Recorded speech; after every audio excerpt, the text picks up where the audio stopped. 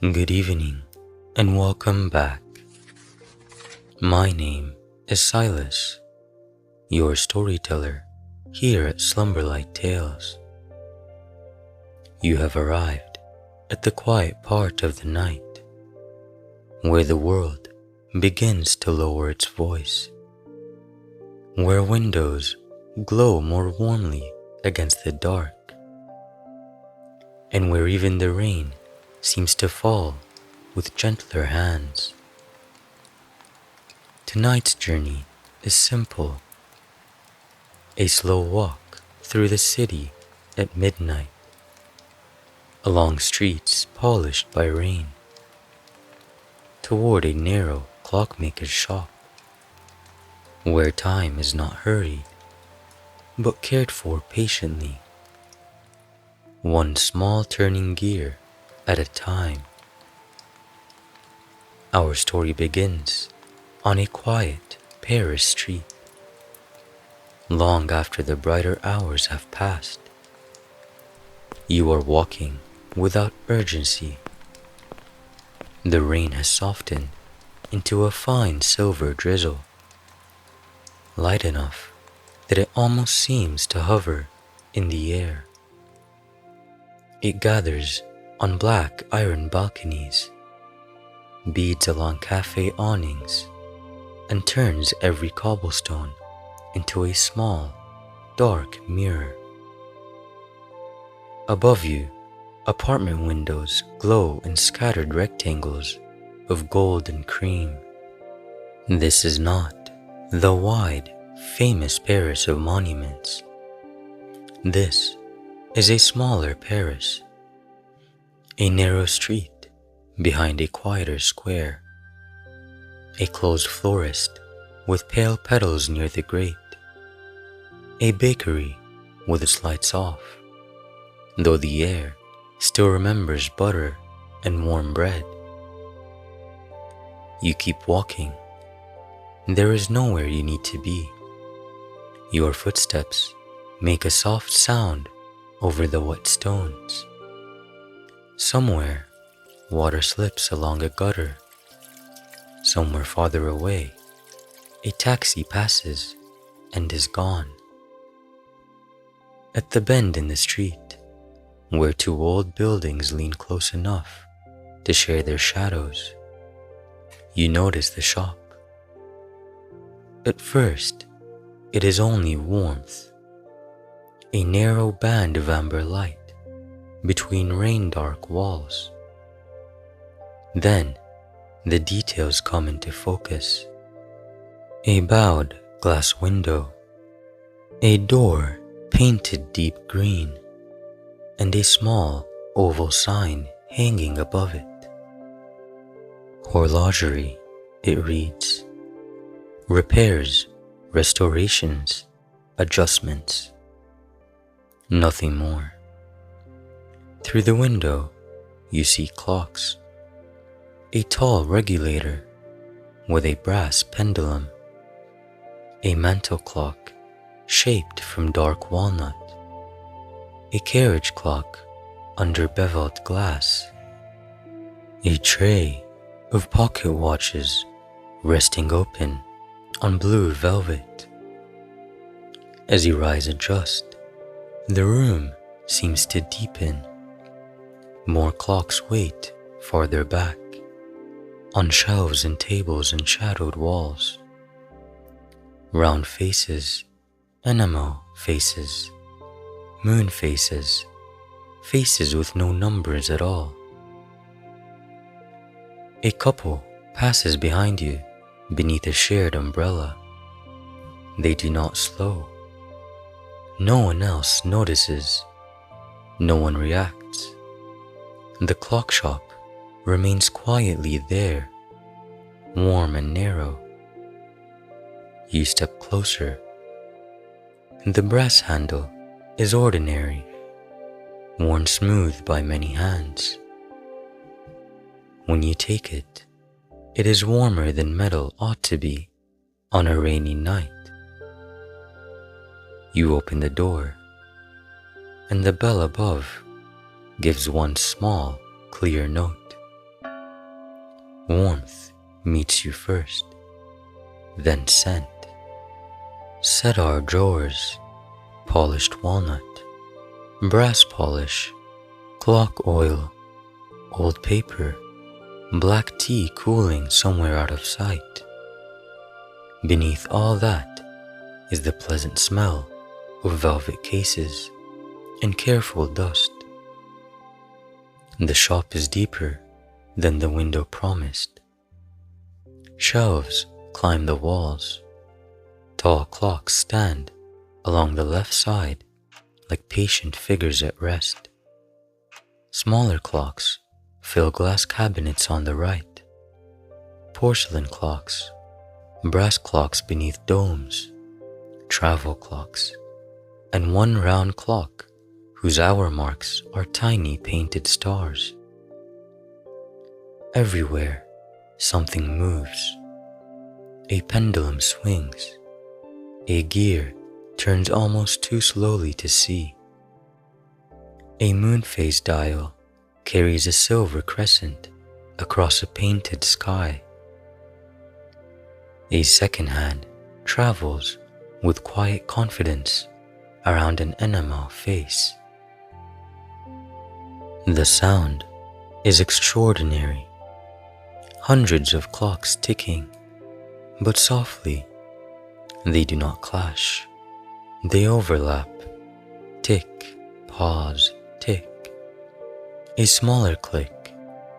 A slower wooden talk from the back wall. Together, they formed a layered hush, rhythmic and warm, like rain translated into brass. Behind the counter, beneath a green-shaded lamp, the clockmaker is working.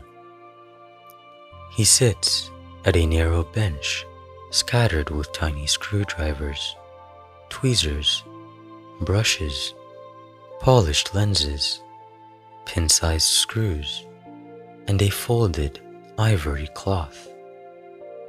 His sleeves are rolled neatly to the forearms. His waistcoat is dark gray. Round spectacles rest low on his nose while he studies the exposed inside of a pocket watch. For a few breaths, he finishes what he is doing. The tip of his tool turns a screw by the smallest fraction. A wheel settles into place. A spring eases. Then he looks up. Evening, he says. His voice is quiet and practical. Evening, you answer. He turns the lamp a little lower. Rain's been good for business tonight, he says. You glance toward the window, and he gives the faintest smile. People remember their clocks when the weather slows them down. Then he returns to the watch. After a moment, without looking up, he adds, "Feel free to look around. Mind the second cabinet on the left. One of the shelves sticks." That is all. No hidden invitation. No suggestion that you are expected. Only a craftsman, his work, and a room full of timepieces continuing softly around him. You begin to wander. On a front table, a small silver clock sits beneath a glass dome. Inside his face, tiny clouds drift slowly around the hands, changing shape as they pass the 12. Beside it is a clock shaped like a greenhouse. Within it, smaller than your fingertip, vines climb around the dial.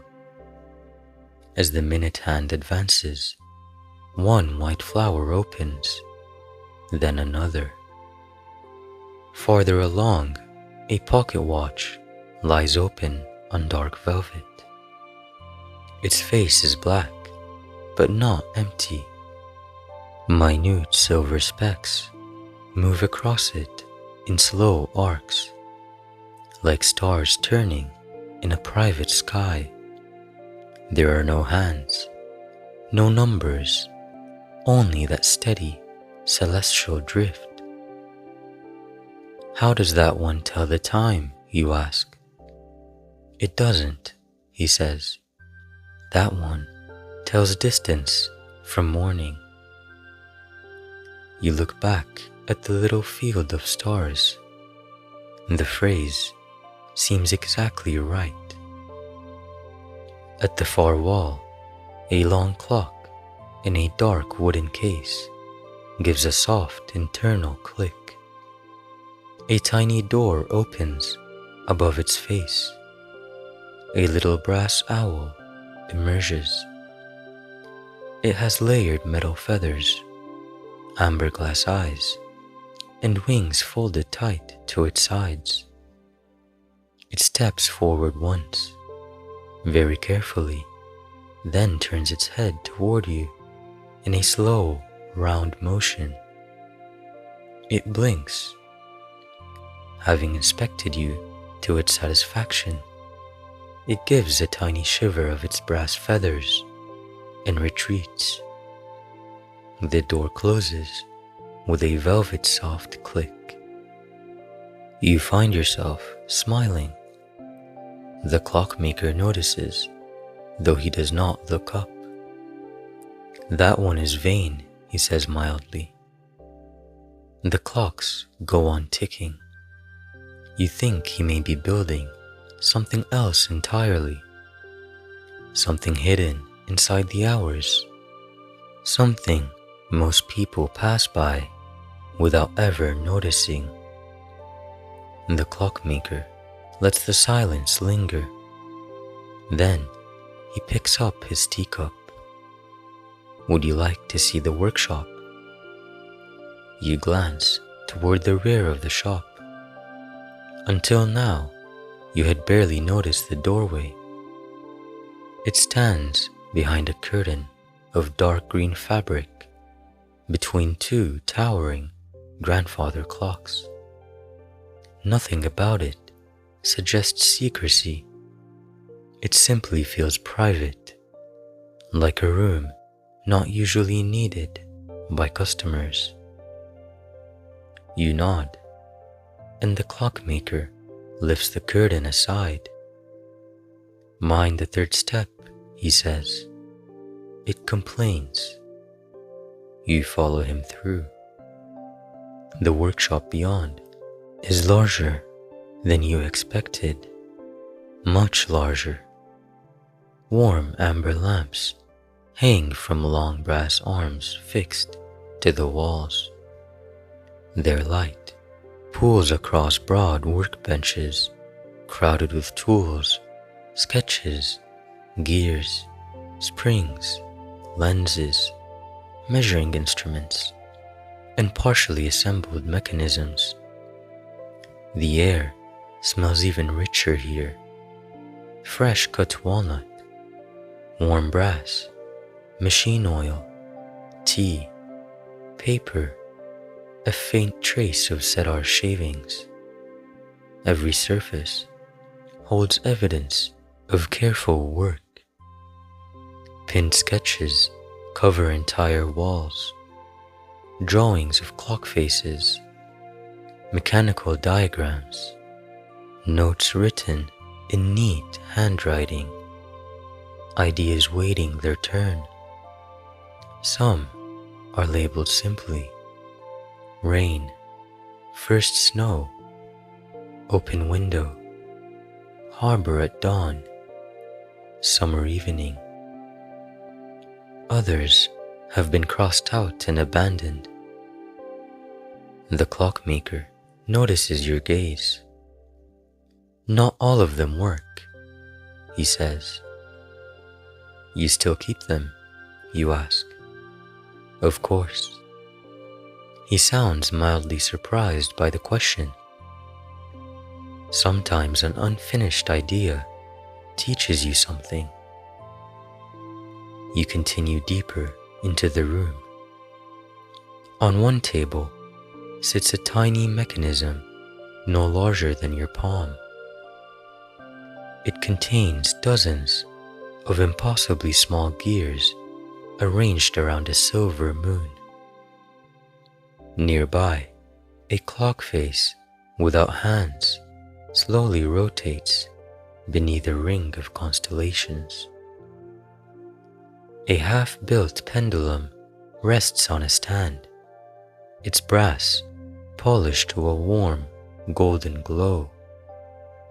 The room feels less like a workshop and more like a lifetime gathered into one place.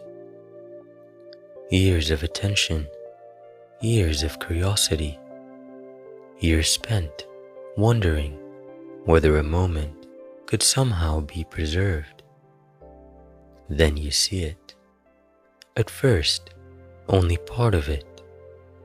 A brass arch rising above the workbenches.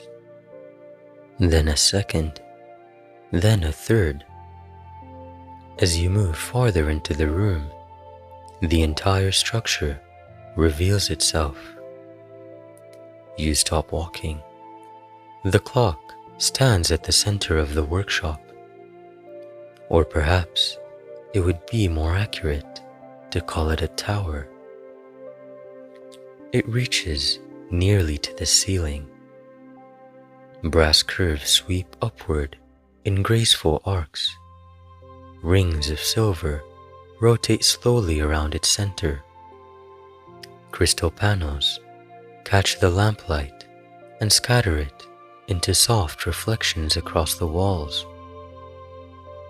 Tiny mechanical birds rest among branching structures of polished metal. Moonstone inlays shimmer beneath glass. Constellations move through delicate celestial rings. Hundreds of gears turn with such precision that the motion appears effortless. Some sections are complete. Others remain open. Exposed mechanisms wait for pieces that have not yet been made. Tools rest nearby. Sketches cover a large drafting table beside it. The entire creation possesses a strange beauty, not because it is extravagant, because every part feels intentional. Every curve, every gear, every tiny movement. The clockmaker sets his teacup down. For the first time since you arrived, he appears slightly uncertain. Not nervous, but thoughtful, as though he's still deciding something. You walk slowly around the great clock. Above you, silver rings turn through patterns resembling stars. Tiny lights drift behind crystal panels. A small brass bird unfolds its wings, adjusts them carefully, and then settles again. Nothing is hurried, nothing is dramatic. The clock simply exists, quietly becoming itself. What does it do, you ask? The clockmaker smiles, not the practiced smile of someone who already knows the answer, but the smile of someone still discovering it. He studies the clock. A gear turns somewhere deep within the mechanism. The workshop ticks softly around you. Outside, rain brushes against distant windows.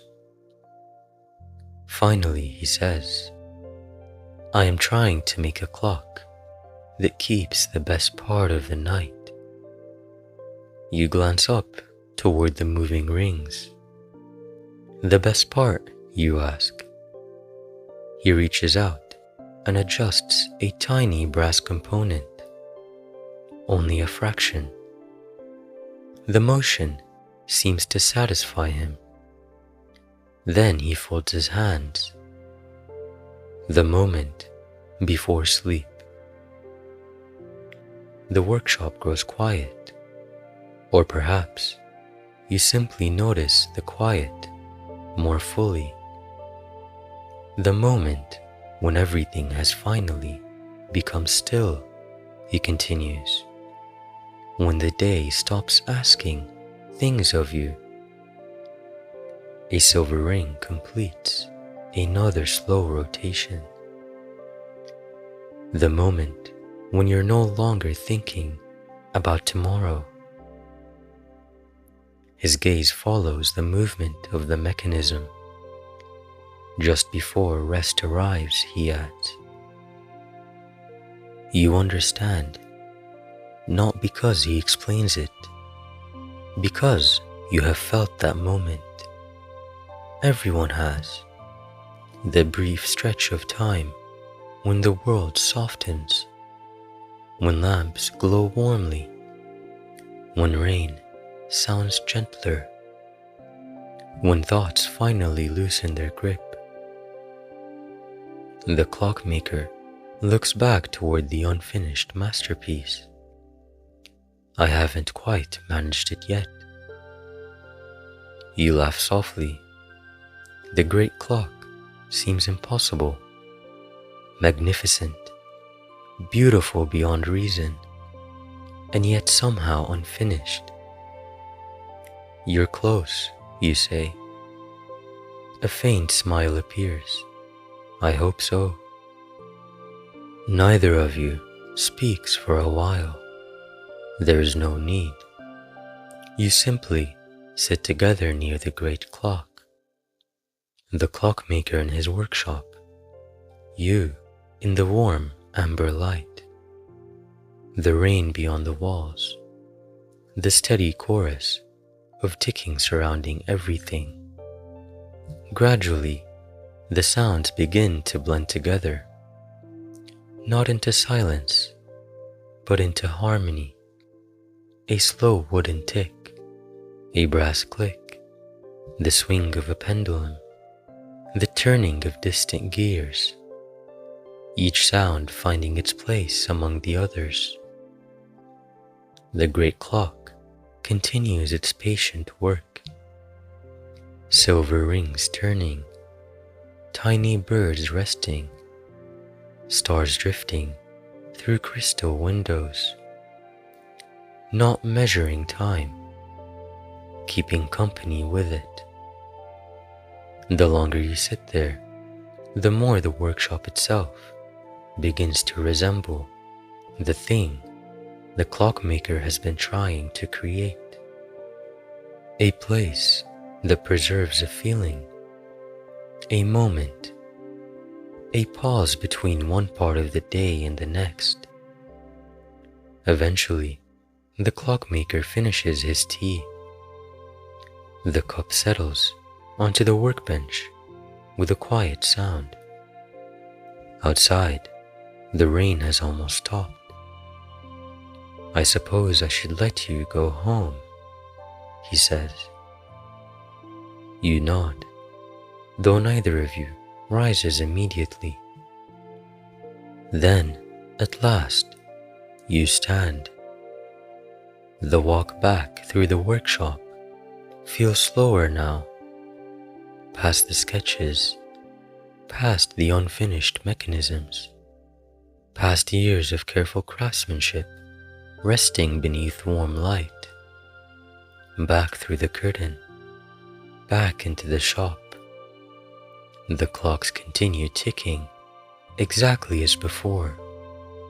The brass owl remains hidden behind its little door. The greenhouse flowers continue opening and closing. Clouds drift across miniature skies. Everything feels unchanged, and yet somehow different. The clockmaker walks you to the entrance. At the door, He pauses. You expect some final piece of wisdom, some secret, some explanation. Instead, he simply says, "Enjoy the rest of your evening."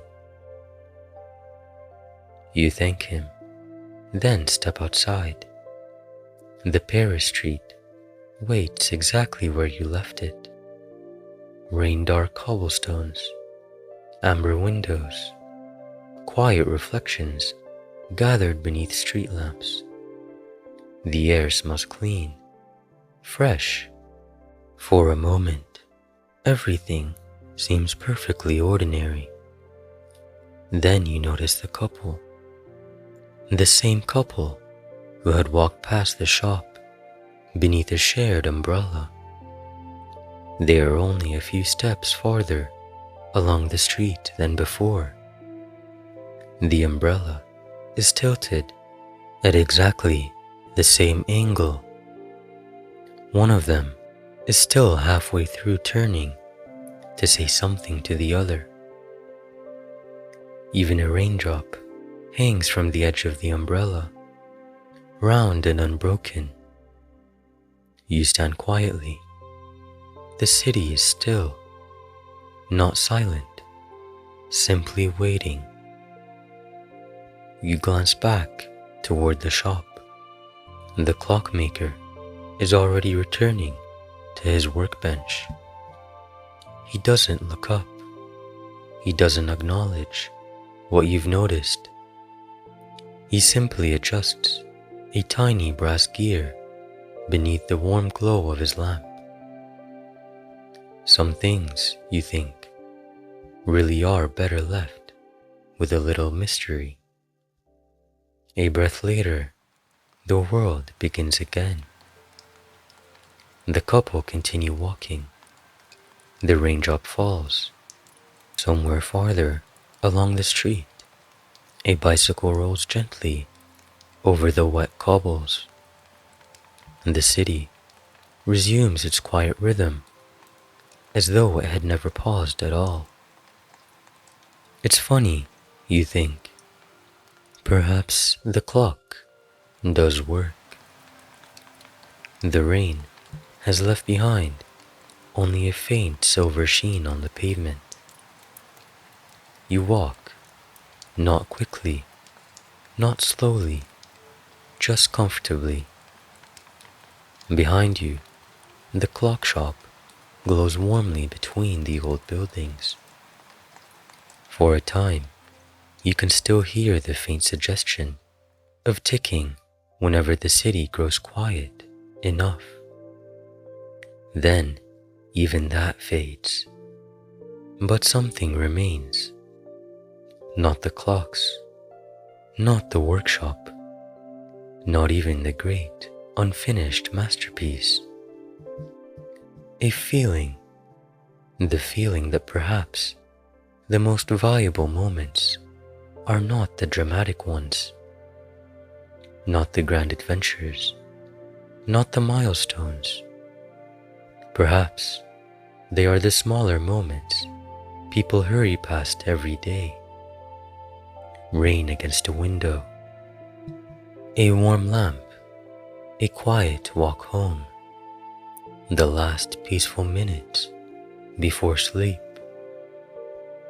You continue through the Paris night. The streets grow quieter, the windows fewer, the sky darker above the rooftops. And with every step, the city seems to settle more deeply into itself, until all that remains is the gentle rhythm of walking, the memory of warm brass and walnut, and the comforting thought that somewhere behind you, in a narrow clockmaker's shop, a patient craftsman is still working beneath amber light, still building a clock, still trying to preserve the best part of the night.